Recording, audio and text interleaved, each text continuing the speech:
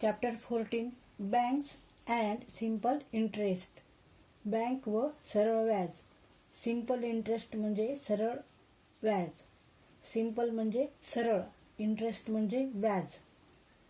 तर आपण आज बँक व सरळ व्याज हा धडा आपण आज शिकणार आहोत. आता तुम्ही कधी बँकेत गेला असाल तर बँकेतलं कसं ऑफिस असतं, तिथे कशी केबिन असतात बघा बरं. असे असतात का? ह्या चित्रात बघा, ही बँक आहे. बँकेमध्ये असे केबिन्स असतात. Saving, current, FD. आणि इथं छोटी खिडकी असते. आतमध्ये मॅडम किंवा सर बसलेले असतात. बँकेचे कर्मचारी असतात. बँकेमध्ये काम करणारे क्लार्क असतात आणि त्यांच्याशी आपण बोलून व्यवहार करतो. A bank is a government recognized organization that carries out transactions of money. It is a financial organization. Finance relates to money. Financial organisation म्हणजे वित्तीय संस्था. वित्तीय संस्था. वित्त म्हणजे काय? म्हणजे पैसा.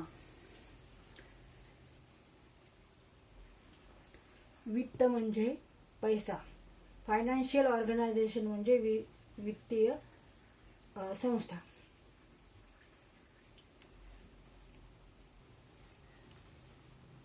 बँक ही पैशाचे व्यवहार करणारी सरकार मान्य संस्था असते. ती एक वित्तीय संस्था असते. वित्त म्हणजे पैसा. आपण जो पैसा कमवतो तो काळजीपूर्वक खर्च करायला हवा. भविष्यातील गरजेसाठी आपण पैशाची बचत करतो. ही बचत शिक्षण, घर, बांधकाम, वैद्यकीय खर्च, व्यवसाय, शेती सुधारणा इत्यादीसाठी करायची असते. नियमितपणे केलेली छोटी बचत पुढे मोठी बनते व ती भविष्यातही उपयोगी ठरते. बँकेत ठेवलेली रक्कम सुरक्षित राहते व काळानुसार तिच्यात वाढ होते. We save money for use in the future. Our savings are meant to meet expenses on education, building a house, medical treatment, on our occupation such as for using improved methods of agriculture, etc. Small savings made regularly accumulate over a period to become a large amount and prove useful in the future. An amount kept in a bank remains safe and also grows over the years. म्हणजे आपण जे पैसे कमवतो ते सगळेच खर्च करायचे नसतात. ते आपण सेव्हिंग करायचे असतात. आपण त्याच्यात मध्ये बचत करायची असते. तर त्यासाठी आपण ती बचत करण्यासाठी आपण कशाचा उपयोग करतो? तर बँकेचा. कारण आपण बँकेत जाऊन आपले जास्तीचे पैसे टाकत असतो. त्यामुळे तिथं सेव्हिंग होतं, तिथं बचत होते. नाहीतर सगळेच पैसे खर्च केले तर आपल्याला पुढे उपयोगाला येतात. जर आपण सेव्हिंग केले असतील तर आपल्याला ते उपयोगाला येतात. उदाहरणार्थ शिक्षणासाठी किंवा घर बांधायचे किंवा आपला वैद्यकीय खर्च म्हणजे मेडिकल ट्रीटमेंट काही घ्यायची असेल तर त्यासाठी आपल्याला पैसा लागतो. तर एकदम पैसा आपल्याला कुठून मिळणार? जर तो आपण बचत केला, जर तो आपण बँकेमध्ये सुरक्षित ठेवला तर तो ऐन वेळेस आपल्याला उपयोगाला येतो. तसंच तुम्हाला काही शेतीची सुधारणा करायची आहे, शेतीमध्ये काही तुम्हाला आधुनिक शेती करायची आहे, त्यासाठी भरपूर खर्च करावा लागतो. त्यासाठी सुद्धा तुम्ही बँकेत जी ठेवलेली बचत असते तुमची ती तुम्ही वापरू शकता. किंवा बँकेतून तुम्ही लोन पण घेऊ शकता आणि ते नंतर लोन आपल्याला हप्त्याने ते फेडायचं असतं. किंवा तुम्हाला एखादा व्यवसाय करायचा आहे तर तुम्ही बँकेतून लोन घेऊ शकता किंवा तुम्ही जी बचत केली ती तुम्ही एकदम काढू शकता.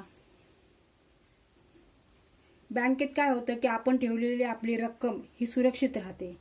घरी जर ठेवली आपण ती रक्कम तर ती आपण खर्चून पण टाकू शकतो किंवा आपली चोरी पण होऊन जाऊ शकते.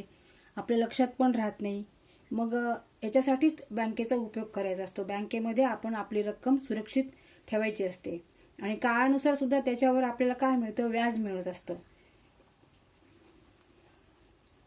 म्हणजे 4%, 5%, 6% असं आपल्याला व्याज मिळतं आणि म्हणजे आपली थोडी रक्कम वाढली जाते. आता हे चित्र बघा. ह्या चित्रात काय आहे? हे चित्र कशाचं आहे तर फायनान्शियल ट्रान्झॅक्शन. समजा ही बँक आहे, बँकेमधला हा रुपया आहे, रुपयाचं हे चिन्ह आहे, सिम्बॉल आहे, हे बँक आहे. तर ह्या बँकेशी व्यवहार कोण कोण करतं? विद्यार्थी, शेतकरी, महिला बचत गट, उद्योजक व्यावसायिक किंवा व्यावसायिक आणि व्यापारी हे सगळेजण बँकेशी व्यवहार करत असतात. म्हणजे बँकेमध्ये पैसे टाकत असतात आणि काढत पण असतात. प्रत्येक जणांचं असंच असतं, त्यांना व्यवहार हा बँकेशी करावाच लागतो. Students, farmers, women's saving group, industrials and professionals, traders, businessman. In above picture, using a bank services. Which people using a bank services? The answer काय? Students, farmers, women's saving group, industrialists, professional traders and businessmen. These all are using a bank services. What does the symbol on the bag in the center stand for? हे symbol कशाचं आहे? तर रुपयाचं आहे. What do the arrows in the above picture tell you? हे arrow जे आहे असे हे ट्रान्झॅक्शनचं आहे. म्हणजे देवाणघेवाण, बँकेशी केलेले देवाणघेवाण. बँकेत पैसे ठेवले किंवा बँकेतून पैसे काढले, बँकेतून पैसे काढले आणि बँकेत पैसे ठेवले. आता उपक्रम. शिक्षकांनी काय करायचंय तर शिक्षकांनी विद्यार्थ्यांची बँकेत क्षेत्र भेट आयोजित करावी. विद्यार्थ्यांना बँकेची प्राथमिक माहिती मिळवण्यास प्रवृत्त करावे. विविध फॉर्म स्लिप भरण्यास मदत करावी. जवळपास बँक नसल्यास शिक्षकांनी वरील नमुने उपलब्ध करून भरून घ्यावेत.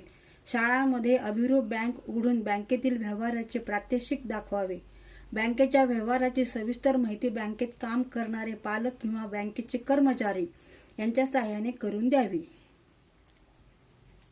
Project work. Teachers should organize a visit to a bank, encourage the children to obtain some preliminary information about banks, helps them to fill some banks forms and slips for withdrawals and deposits.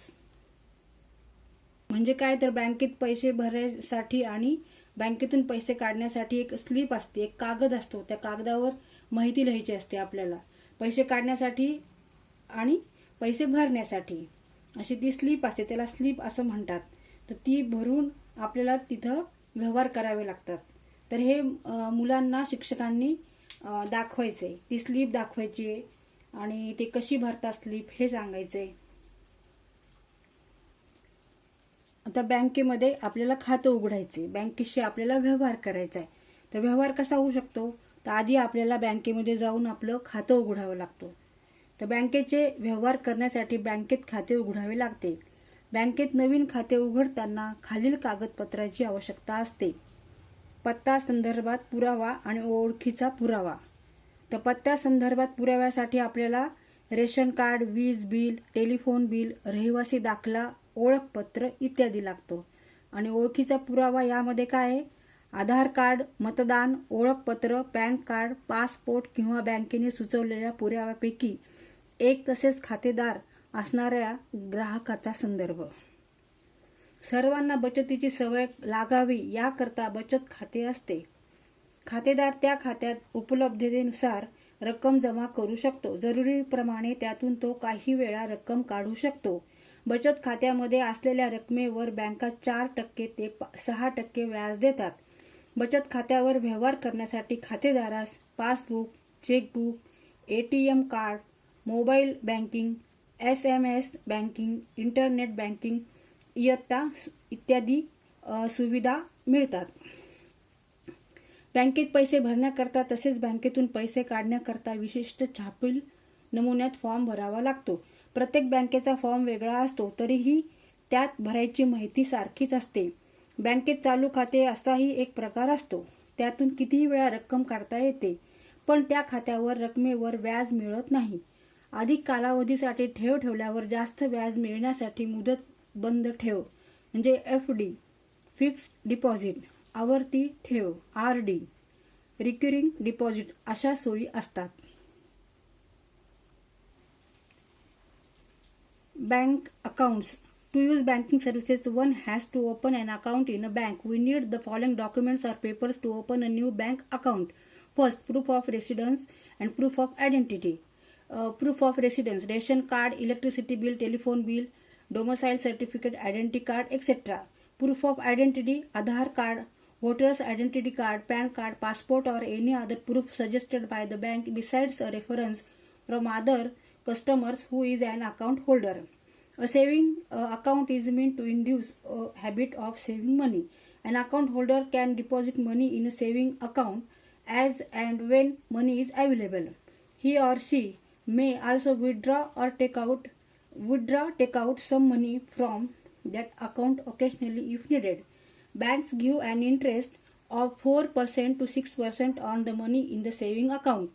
The customer gets facilities like a passbook, checkbook, ATM card, mobile banking, SMS banking, internet banking, etc. to operate the account. We have to fill in certain printed slips to deposit money in an account or to withdraw it. Every bank has its own different forms, but the information to be given in it is the same. There is another kind of bank account called current account. Money can be withdrawn from it any number of times, but one does not get any interest on the amount in this account. To get more interest, we have to keep a fixed amount in a bank for a longer period of time. We can avail of facilities like the fixed deposit FD or recurring deposit RD schemes for that purpose. म्हणजे काय तर बँकेचे व्यवहार करण्यासाठी आपल्याला आधी बँकेमध्ये खातं उघडावं लागतं. खाते म्हणजे काय तर बँक अकाउंट.